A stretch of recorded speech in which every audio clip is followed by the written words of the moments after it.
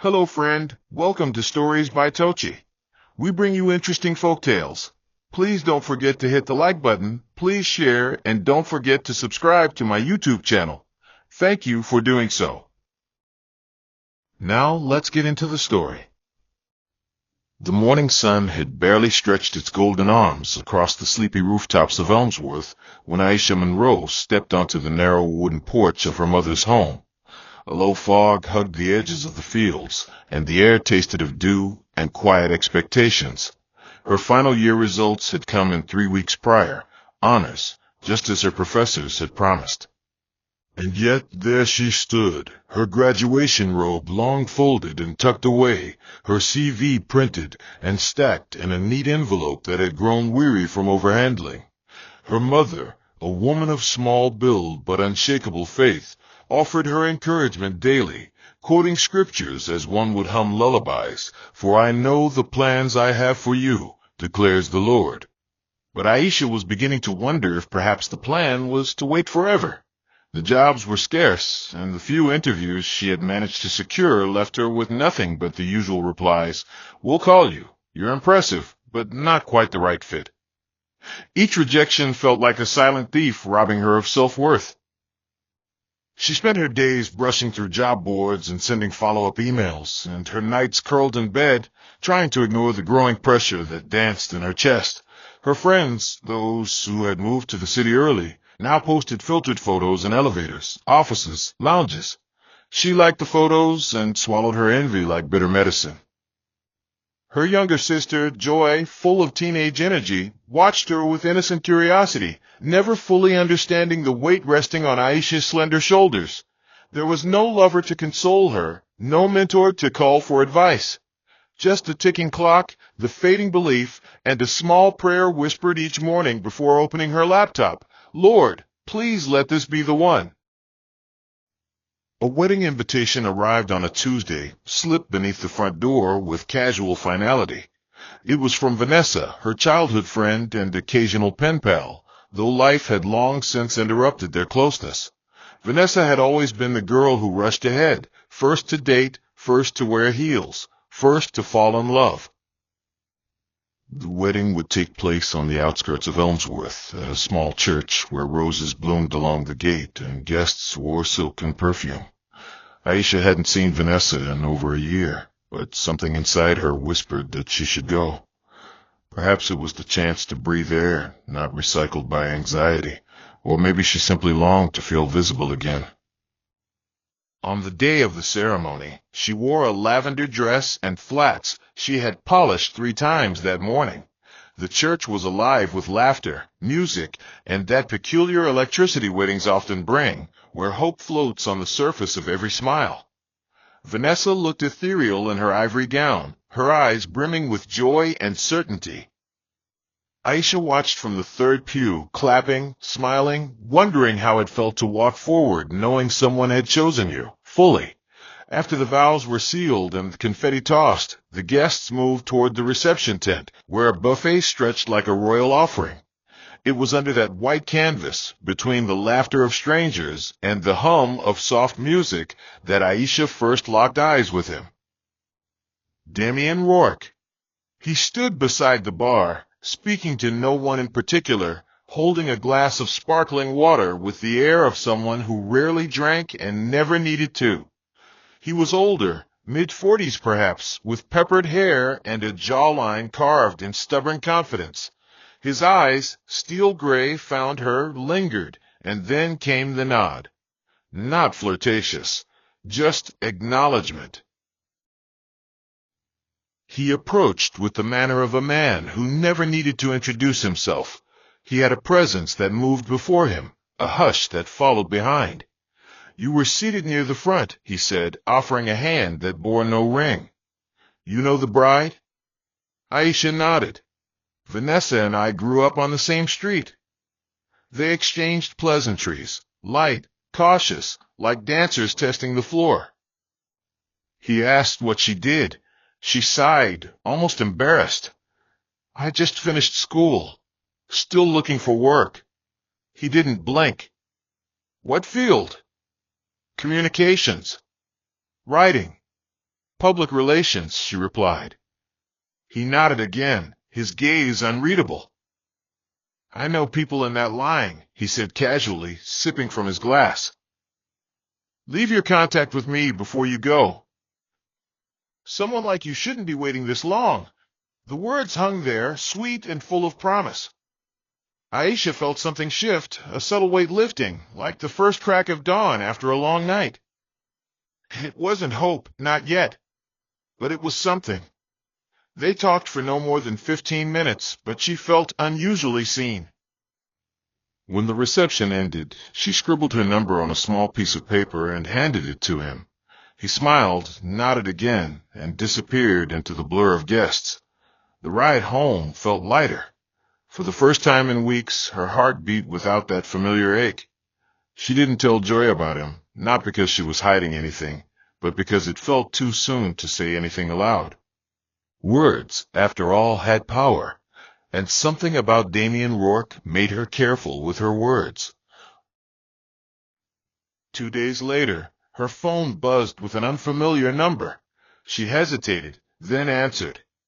Hello, came the smooth voice on the other end. It's Damien. I have a vacancy at one of my offices in town.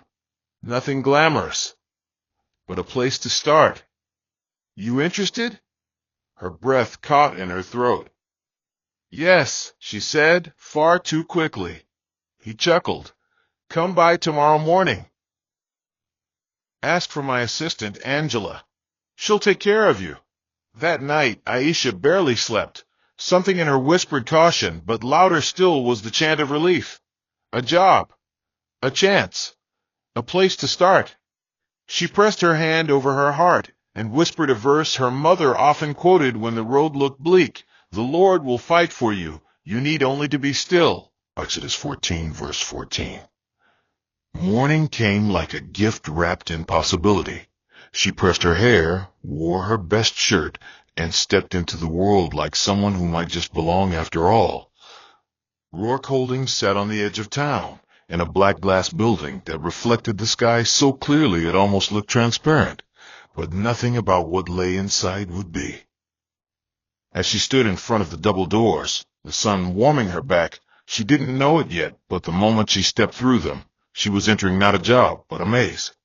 One with corners she wouldn't see until too late. Yet hope, naive and determined, pushed her forward. And sometimes, hope is the loudest fool of all.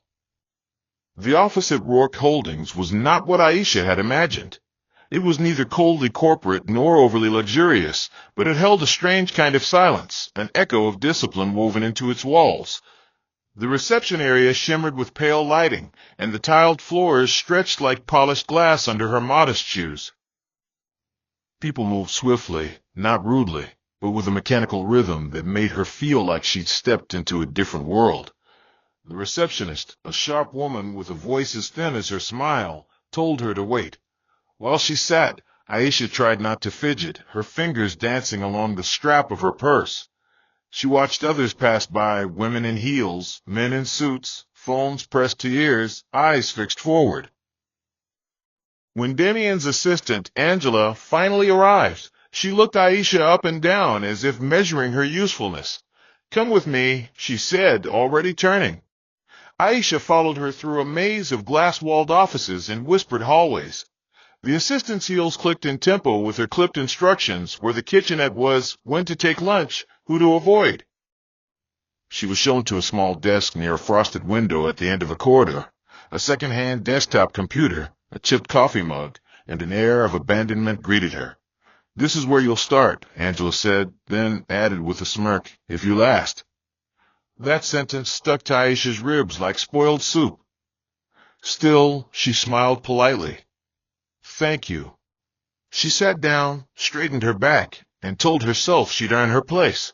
But even as she opened her inbox and began sifting through the tangled tasks, she could feel the eyes. Someone was always watching, even when they pretended not to. The quiet in that office wasn't peaceful, it was observational, and Aisha felt like a note in a melody she didn't understand yet. The weeks that followed began with promise, like the first pages of a novel untouched by the plot's cruelty. Aisha learned quickly, asked few questions, and stayed late. Her first report was handed in 3 days early. Her manager, Mr. Franklin, barely glanced at it. "That's fine," he said, offering no feedback. Her second report disappeared from the shared folder before it could be reviewed. When she asked, he shrugged. "It's probably a tech issue." On the surface, no one was unkind, but their indifference was sharp, deliberate, like being ignored at a table you helped set. Damien, on the other hand, would sometimes pass her in the hallway. He'd nod. Once he stopped and asked if she'd eaten lunch. She said yes, though she hadn't. Another time, he complimented her blouse, an old gift from her mother. His eyes rested a moment longer than necessary, and then he moved on. It wasn't inappropriate, not yet. But something about his attention made the hair on her arms rise. It wasn't what he did, it was the stillness around what he didn't say. One morning, she arrived to find her desk had been moved, tucked into a far corner near the back storage room. No one mentioned it, not even Angela. She didn't complain. She just carried her files and sat down again, pretending she didn't notice the shift. But it made her feel like a pawn being nudged across a chessboard she couldn't see. At night, she would walk home with her earbuds in, but no music playing, just silence and the sound of her own thoughts looping through her head. She tried to hold on to her purpose, to the prayers she'd whispered before starting this job, but each day chipped away at something she couldn't quite name. The dream she had once nurtured now felt like paper dissolving in rain. The first real confrontation came quietly. It wasn't a demand or a command. It was an offer wrapped in silk. Damien called her into his office one Friday afternoon. The air in the room was scented with something expensive, and the blinds were half drawn, casting soft shadows along the wall. He was seated behind his wide oak desk, fingers steepled. "You've been doing well," he said without looking up. Aisha nodded, unsure of how to respond. He finally lifted his gaze and smiled a smile that didn't quite reach his eyes. "You've got potential. But this environment, it's competitive. Things can move fast for people who align themselves wisely." She tried to decipher the sentence. It came in layers. "I understand," she said carefully. He leaned back, examining her like an art piece. "I could mentor you personally. Offer you more challenging projects. Possibly even recommend you for advancement. But loyalty matters." Aisha felt the knot in her stomach tighten. "I appreciate the opportunity," she said slowly, "but I believe in earning things the right way." His smile didn't falter, but something in his gaze cooled. "Of course. That's admirable." The meeting ended there. She walked out with a polite smile, but her hands trembled. That night, she didn't eat. She lay awake staring at the ceiling, wondering if she'd just placed herself on a blacklist she couldn't see. She remembered her mother's voice, quoting from the Psalms, "He will cover you with his feathers, and under his wings you will find refuge." But she wasn't sure if she was still under those wings, or if she'd strayed too far into the lion's den. The changes came in subtle waves, like the rising of a tide unnoticed until your feet are wet. Her computer began freezing mid-task. Files disappeared and were blamed on network issues. Her team members stopped copying her in emails. Her name was omitted from meeting invites she used to attend. When she asked questions, people answered with disinterest. When she offered help, she was waved away. Her salary arrived late once. She tried to keep her head down, tried not to let her voice quiver when she said good morning to people who no longer answered. The final straw came when a false report was submitted in her name, full of errors she hadn't written. When she raised the issue, her supervisor looked her in the eye and said, "Maybe you're just overwhelmed." Damien never addressed it directly, but each time they passed in the hallway, he would smile, calm, knowing, like a man waiting for gravity to do its job. And slowly, she felt herself sinking. Not into depression, not quite, but into exhaustion. It was like walking uphill every day with no promise of a summit. She began to dread Monday mornings. She wept quietly in bathroom stalls. Her mother noticed her silence during calls. Joy asked once, "Are you okay?" Aisha replied, "I'm just tired." But she wasn't just tired, she was breaking. And somewhere deep inside her, a small voice began to whisper a terrible truth. To survive here, she would have to compromise. It wouldn't be a loud decision. Just a soft bend in her spine, a nod instead of a no. And day by day, that voice got louder. The decision Aisha made that night was not spoken aloud, not even to herself. It didn't arrive like a storm, but like a leak in the roof, slow, subtle, insidious. There was no announcement, no ceremony. It was just a silence after too many no's, a surrender that came after she had run out of strength to resist. Damien didn't demand anything more than her time, her presence, and a quiet understanding. It started with late evening meetings that didn't require notes. Then came the dinners at places that didn't take reservations. He never touched her the first few nights. He didn't need to. The power he held wasn't in his hands. It was in what he could offer and what he could withhold. Her phone never buzzed with warnings from HR. Her workload became manageable again. Her name reappeared in threads and team updates. She was offered a new office with glass doors and cleaner air. She told herself, just for now, just to get by, just to pay off her student loan, just to catch her breath, just until she figured something else out. But sin has a way of chaining your ankles while convincing you that you're dancing. She smiled in meetings again, but it wasn't the same smile. It was thinner, guarded, like a mask held just above the lips. At night, when she looked at herself in the mirror, she didn't see the eager graduate who once believed the world was waiting for her light. She saw a woman who had begun to ration her self-respect. Her eyes no longer shone with purpose, but with calculation. How much could she give without losing everything? How close could she get without falling all the way in? But even then, she wasn't ready to admit how much of herself she had traded. Aisha stopped visiting home as often. She began to resent the questions that came layered in love, her mother's soft inquiries about church, her sister's teasing about marriage. She didn't have answers, only deflections. Her laughter became rehearsed, and her phone stayed face down on dinner tables. She was earning more now, but the money came with a taste she couldn't wash away. She paid for groceries, utilities, and Joy's campus expenses with silent guilt clinging to every transaction. Her dreams, once vivid and full of voices, became still.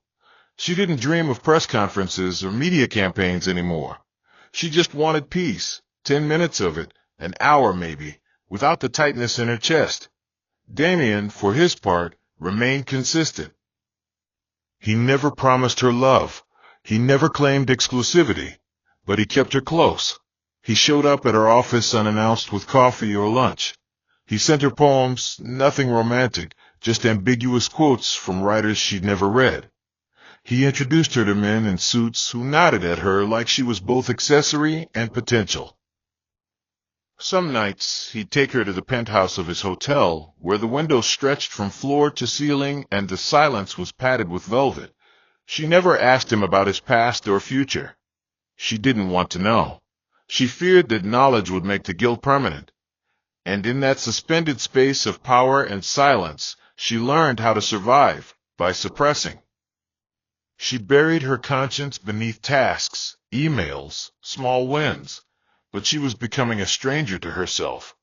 The girl who used to carry verses in her pocket now walked past churches without turning her head.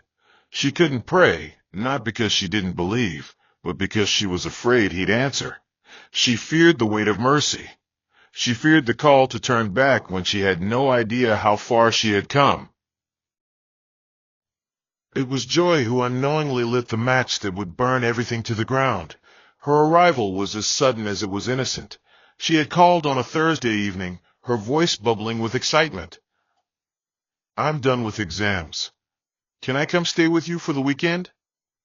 Aisha hesitated but said yes. She hadn't seen Joy in months, and part of her needed to remember who she used to be. Joy arrived with a suitcase and stories, her laughter echoing in the apartment like a song Aisha had forgotten. She spoke about lecturers, annoying roommates, dreams of studying abroad. Aisha listened and smiled, letting the sound of her sister's hope distract her from the hollowness she carried. Damien met Joy by accident, or so it seemed. He had stopped by the apartment, claiming to drop off a forgotten file. The moment he saw Joy, something changed in his eyes. His gaze lingered a fraction too long. He asked about school, hobbies, future plans. Joy, naive and warm-hearted, answered with no filter. She had no reason to suspect anything. She didn't know the man's pattern. Aisha stood frozen in the doorway, watching the interaction, unease curling in her stomach like smoke. That night, she told herself it was harmless. Damien would never cross that line. He knew Joy was her sister. Surely he wouldn't. But deep down, something scratched at her bones. A whisper she refused to listen to. She asked Joy not to mention Damien at home. People might misunderstand, she said. Joy nodded, brushing it off. He's nice, though. Aisha didn't respond. She couldn't. Her silence that night wasn't caution, it was denial. Weeks passed and Joy stopped calling as often. She missed a video call with their mother. She stopped responding to texts with her usual energy. Aisha brushed it off until she received a call one morning before work. Joy's voice was cracked and small. "Can I come over?" she asked. When Aisha opened the door, her sister stepped inside like someone fleeing war. Her eyes were swollen. Her hands trembled. "I'm pregnant," she said. Aisha's breath vanished. Her heart thudded so loudly she could barely hear Joy's next words. "It's Damien." Silence crashed between them. Not the kind that allows space for thought, but the kind that breaks the air. Aisha sat down slowly, like her legs couldn't carry the weight. "He said you wouldn't mind." Aisha stared at her, mouth open, unable to form a single syllable. Shame twisted in her throat like a noose. She stood abruptly, walked to the kitchen, back again. Her hands didn't know what to do. Her mind was spinning so fast she couldn't grasp one single thought. It wasn't just betrayal, it was desecration. He hadn't just touched her body, he had reached into her bloodline and defiled what little was still pure. And in that moment, she saw herself for what she had become, a silent accomplice. Not by consent, but by cowardice. Her knees buckled and she collapsed to the floor. She wept until her voice broke. Joy sat beside her, not understanding all the layers of her grief. It was not just a child that had been conceived. It was the death of innocence, trust, and whatever was left of the future they had once imagined together. The walls of Aisha's apartment had never felt narrower. Each breath she took echoed against the silence that had fallen between her and Joy. After the revelation, neither sister spoke for hours. Joy sat on the couch, hands folded beneath her chin, eyes swollen from crying, but still holding the confused faith of someone who hadn't yet learned how cruel the world could be. Aisha, on the other hand, wandered from room to room like a soul dislodged from its body. She touched surfaces absently, her coffee mug, the corner of a frame, the lace of her pillow, as if anchoring herself through the familiar. But the home no longer felt like hers. Nothing did. The air itself carried a heaviness, like a room where the truth had yelled and refused to leave. Aisha kept replaying Damien's smirks, his calculated generosity, his vague declarations of interest in people with potential. She thought of the quiet way he had walked through her life, shedding pieces of himself while collecting fragments of hers. She had known he was dangerous, but she hadn't known he was capable of this kind of vileness. She wanted to scream, to tear the curtains, to throw a glass at the wall, but rage would not solve what was already done. It would not rewind time or remove the child now growing inside her sister's womb. That evening, as Joy dozed off from exhaustion, Aisha stood by the window and stared into the streetlights beyond. She whispered a verse that had once been her anchor. Though I walk through the valley of the shadow of death, I will fear no evil. But it felt hollow now, like a scripture wrapped in fog. Her fear wasn't just about what had happened. It was about what would happen next. Something inside her knew that this wasn't the end. It was only the beginning of a deeper unraveling. Morning came slowly, dragging its weight across the room like a reluctant guest. Aisha barely slept, her thoughts looping endlessly. She prepared breakfast with mechanical hands, scrambled eggs she barely tasted, and toast she forgot to butter. Joy picked at her food, her eyes on the floor, unable to meet her sister's gaze. The silence between them wasn't out of anger. It was a mutual grief, a quiet acknowledgement of something that could not be undone. After washing the dishes, Aisha stepped into the shower and let the water run longer than needed, hoping it would wash off the shame, the guilt, the helplessness lodged beneath her skin. But nothing peeled away. She dressed simply, tied her hair back, and asked Joy, softly, if she'd like to take a walk. They strolled through the park nearby, where the trees rustled in soft conversation and the birds sang without understanding human sorrow. It should have been peaceful, but even beauty had edges now. Aisha watched Joy closely, her small frame, the way she held her own stomach when she thought no one was looking. It pierced her deeper than she was ready to admit. Joy didn't deserve this. None of it. She should have been preparing for internships, friendships, road trips, not appointments and shame.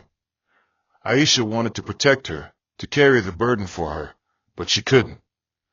What she could do was decide what came next. That evening, while Joy rested, Aisha sat down at her desk and began writing a list, not a to-do list, but a memory list. She wrote down every interaction, every message, every date, every conversation with Damien that ever felt wrong.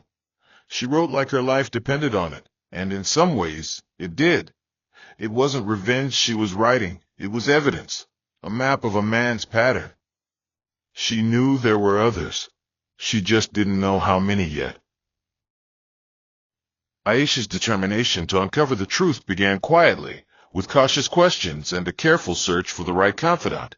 She remembered Vanessa's wedding, the place where all this had begun.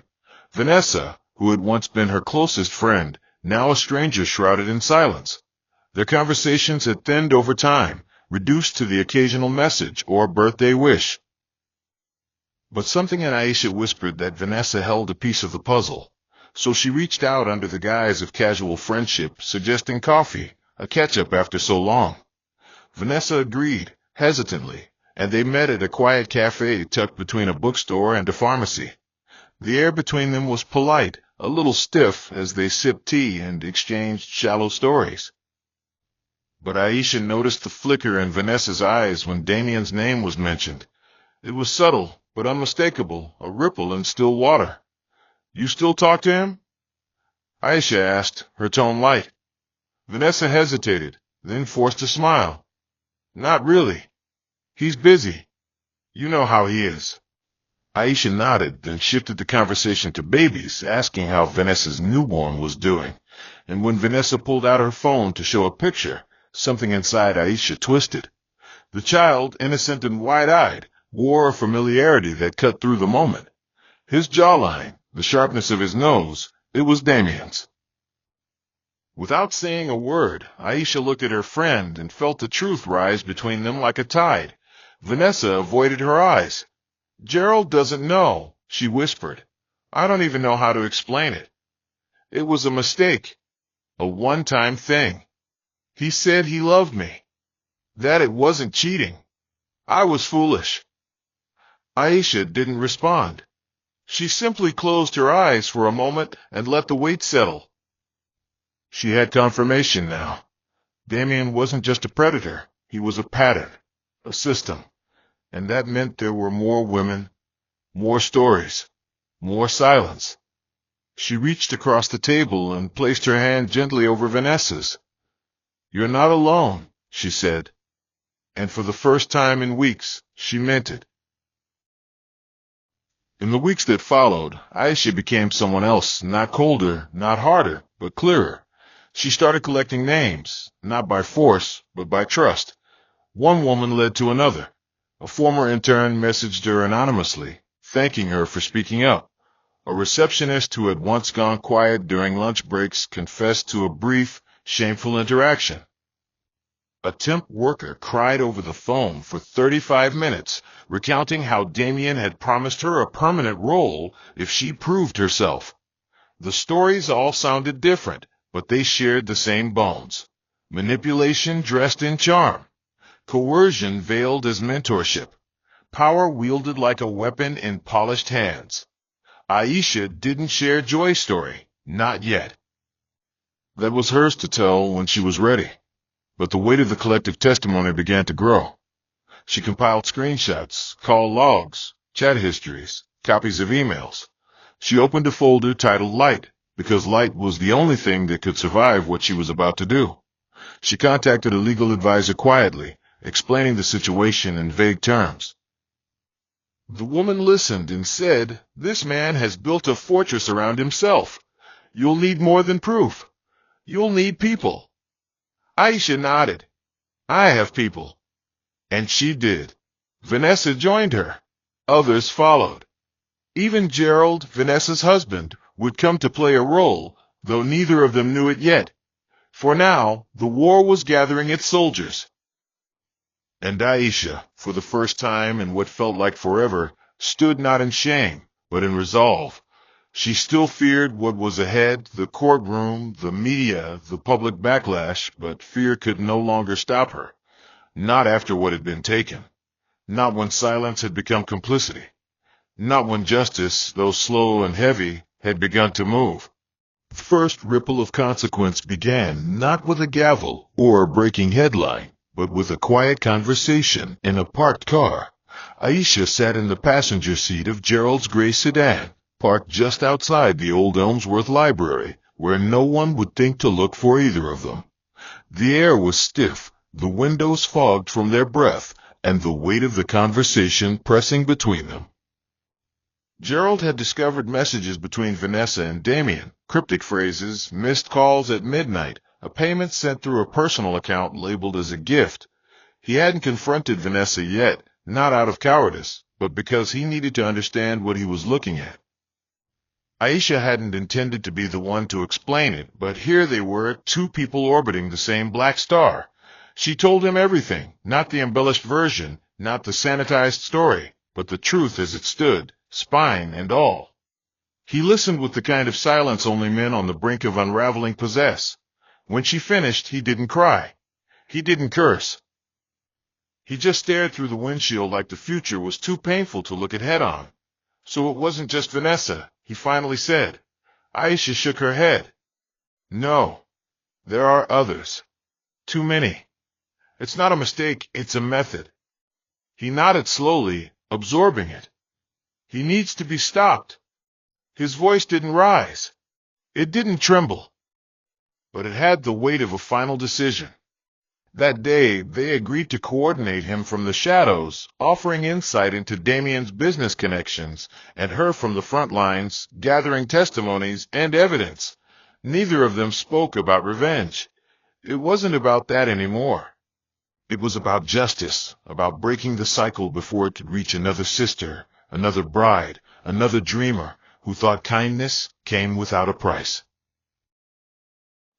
The more Aisha dug, the deeper the rot revealed itself.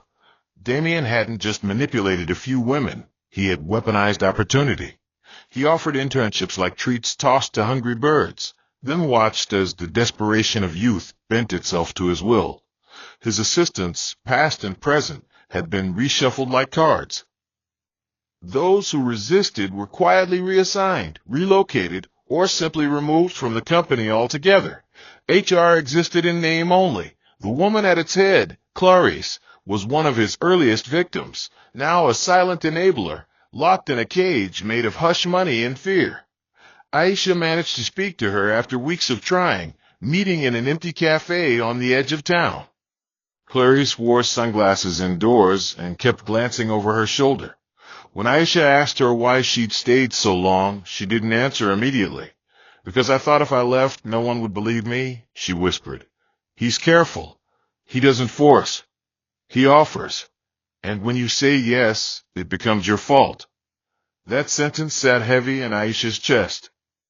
It was the exact mechanism she had felt, being drawn into something slowly enough that you questioned whether your own steps were to blame. Clarice handed her an envelope before leaving, copies of old reports, complaint emails that were never escalated, notes scribbled on the back of company memos. It wasn't enough to convict, but it was enough to prove a pattern. Piece by piece, Aisha was assembling the monster. The more she built, the more the community began to notice. Conversations in shops paused when her name was mentioned. Church friends stopped calling. Some supported her quietly, others avoided her entirely. But she had long since made peace with isolation. Silence had already taken everything from her once. It would not do so again. When the legal petition was finally filed, it came not with thunder, but with the steady pulse of preparation. Aisha's legal team, 3 women and 1 weary man, began contacting victims one by one, ensuring that the process was protected, that names wouldn't be exposed without consent. There were sleepless nights, anxiety attacks, delayed responses. Some women backed out, too afraid of the backlash, too traumatized to relive the past. Aisha never pressured them. She simply thanked them for surviving, for existing. Those who stood with her formed a chorus of quiet strength. Vanessa, guilt-ridden and heartbroken, became one of the strongest voices. She spoke at a private hearing, reading a statement so raw that the room went silent for minutes after she finished. Gerald stood beside her, not out of forgiveness, but in solidarity against the man who had violated both their lives. Joy had not yet spoken. She was still processing, still healing. But she gave Aisha permission to share her story without using her name. That was the seed that finally pushed the petition into court. The media caught wind, as they always do, and soon the headlines screamed. Damien Rourke, once the golden entrepreneur of Elmsworth, was now a subject of public scrutiny. His offices were visited by investigators. His name was removed from promotional material. Sponsors pulled back. Clients vanished. He didn't speak publicly. He didn't need to. His silence only deepened the suspicion. Behind closed doors, he called Aisha once, just once. She let it ring. Let him sit in the silence he'd forced so many women into.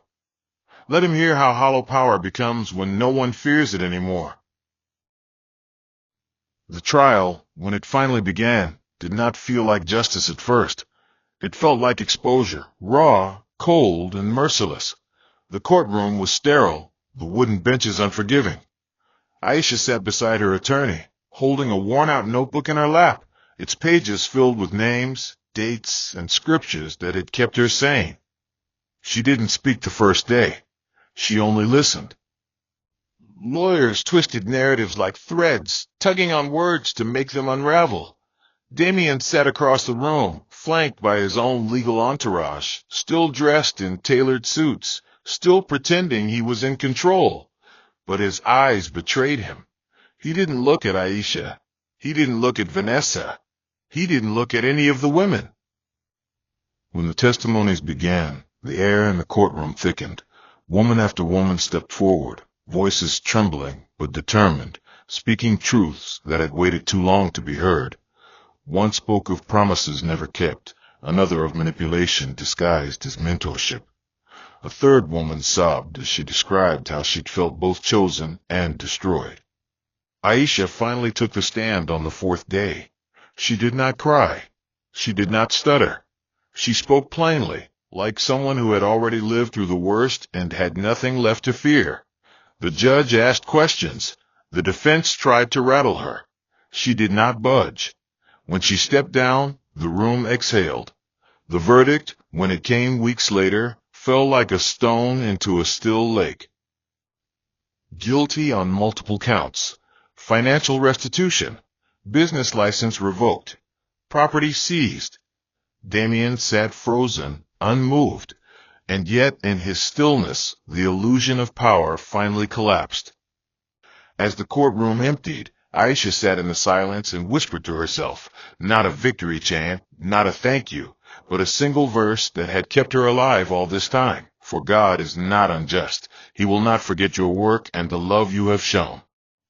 The quiet that followed the verdict was not peace, not immediately. It was more like a slow release of air from a balloon stretched too thin for too long. Aisha didn't feel triumphant walking out of the courthouse. She felt empty, like someone who had finished a long cry only to discover the ache still lived in her bones. The cameras outside flashed as she passed. Reporters called her name, asked how she felt, what she planned to do next, what message she had for other women. But she kept walking, clutching the strap of her worn leather bag, eyes fixed ahead. Joy waited at the corner, a scarf pulled low over her brow. When they hugged, they didn't say anything. There was no need. Some wounds spoke in silence. Damien had been sentenced, his empire fractured into headlines and scandal, but justice didn't stitch back everything it had torn. Aisha still flinched at sudden noises. Joy still had nights when she cried without knowing why. Vanessa and Gerald had decided to part ways, not with bitterness, but with the weary understanding that some fractures weren't meant to be mended. Gerald had said, "We're better people now, just not better together." And Vanessa, holding her child, had nodded in agreement. Aisha kept her distance from the aftermath. She didn't want to be the centerpiece of other people's healing. She had her own path to walk, and it didn't include retelling her pain for claps or clicks. She stepped away from the city's noise and returned to the quiet edge of Elmsworth, to a small rented flat where the view was of hills and sky, not billboards and traffic. It wasn't escape. It was exhale. Days began to unfold differently in that quiet space. Morning started with tea instead of alarms, with handwritten lists instead of corporate calendars. Aisha began rising early again, not because she had to, but because she wanted to feel the world before it filled with sound. The solitude didn't hurt her, it held her. She began writing again, but not press releases or project memos. She wrote reflections, short stories, fragments of thought that lived inside her but had never found room to breathe. She bought a second-hand desk from a retired schoolteacher, placed it near the window, and let the light guide her pen. Sometimes she wrote about her mother's prayers, other times about Joy's resilience. On certain days, she wrote nothing at all. She would simply sit, watching leaves fall or clouds scatter. It was the kind of life she once feared, simple, uneventful, detached. But now it felt like healing. There was a slowness to it, an honesty. She reconnected with her faith gradually, not with declarations, but with whispers. She'd sit outside and read psalms aloud to the sky, not because she needed answers, but because the words felt like home again. "He restores my soul," she whispered that one often. Her soul had not been restored overnight. It came back piece by piece, like scattered birds returning to a tree after the storm. She didn't need to speak about Damien anymore. He had become a closed door in her memory, still there, but no longer opened. The world still spun without him. Elmsworth went on. Her healing wasn't loud, and it wasn't linear, but it was hers. Joy eventually moved in with her, not out of necessity, but out of desire. The child was born in early spring, when the trees were beginning to flower again, and the earth had stopped shivering. A girl, with curious eyes and fingers that curled tightly around anything warm. They named her Elara. Joy said the name came to her in a dream, and Aisha didn't ask for more. She didn't need a reason to love the child. From the first moment she held her, she felt something shift, something that had been clenched inside her for months finally softened.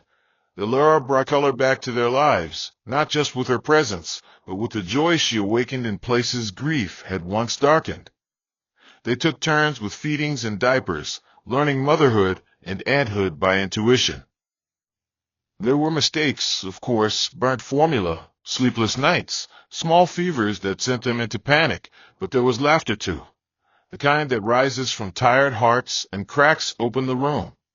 Aisha began volunteering at a local learning center on weekends, helping young girls with writing, reading, and public speaking. It wasn't a job. It was an offering. She never told them her story, never mentioned the courtroom or headlines. She simply showed up week after week, her presence speaking louder than any speech ever could. Some of the girls would stare at her like she carried answers. But Aisha knew better. She wasn't there to be anyone's savior. She was just someone who had walked through fire and come out smoke-scarred, yes, but standing. One evening, as the sun dipped below the ridge of Elmsworth's hills, Aisha found herself standing before the now-abandoned Rourke Holdings building. The windows were cracked, graffiti scrawled across the lower panels, weeds curling through the sidewalk. Time had moved on, but the building stood like a monument to all the silence that had once lived inside. Aisha didn't walk closer. She simply stood across the road, holding Alara in her arms, the child blinking at the orange sky. It wasn't vengeance that had brought her there, it was closure. She thought of all the women whose voices had once been swallowed by these walls. She thought of the years Damien had ruled with charm and quiet threats. But now, the doors were locked, the empire reduced to echoes. Aisha looked down at Alara, who reached out toward a passing butterfly, giggling. And in that moment, everything made sense. The suffering hadn't been justified, but it hadn't been wasted. Out of the ashes, something new had taken root. Something stronger. She didn't need validation. She didn't need applause. She had truth. She had her sister. She had the next chapter in her arms. As she turned to walk away, the wind whispered through the trees, and a single scripture flooded through her heart like a promise fulfilled. Weeping may endure for a night, but joy comes in the morning.